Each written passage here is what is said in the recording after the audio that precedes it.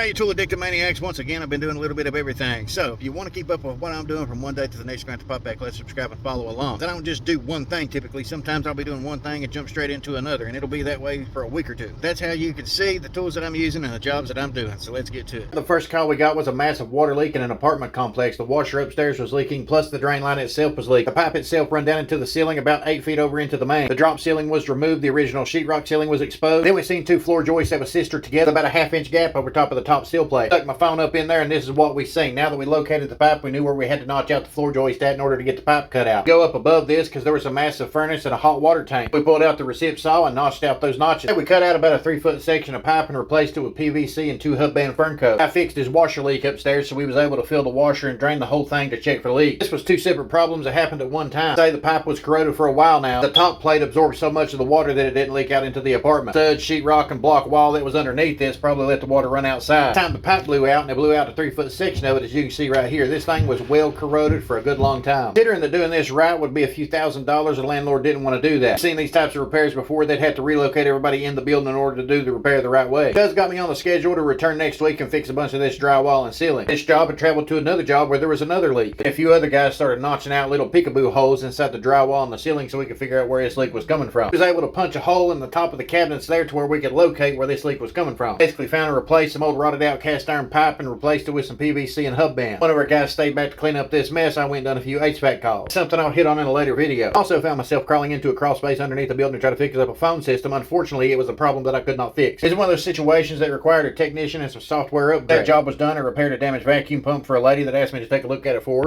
A hold of 2 dishwashers that was basically being junked out and then stripped down all the parts that I could off of them. The housing was destroyed, and that was good for me. That means I got a lot of brand new parts that's perfectly good condition, and I can resell them and reuse them for other clients in the future. Went and repaired the surface element on a glass top stove for a lady. I done a diagnostic test and basically figured out she blew out a terminal, so I replaced it with a brand new. Now these things might be expensive to work on, but if you're the one working on them, you're getting paid some good money to do it. After this, had one final plumbing call. Cut off a lady's water meter, go inside, cut off the gates valve, replace it with a shark bite fitting. No way of shutting off her water in her house until I done that. While I was there, I went ahead and rebuilt her shower seats and springs. Now, if you're someone who's out here doing that handyman hustle, one job that you can do that a lot of people is going to pay you for is cleaning out their dryer. It always helps to invest in one of these Malco pipe crimping tools while you're at it. For more handyman hustle videos where you'll see the tools in action I review on this channel, all you gotta do is pop that clutch and subscribe.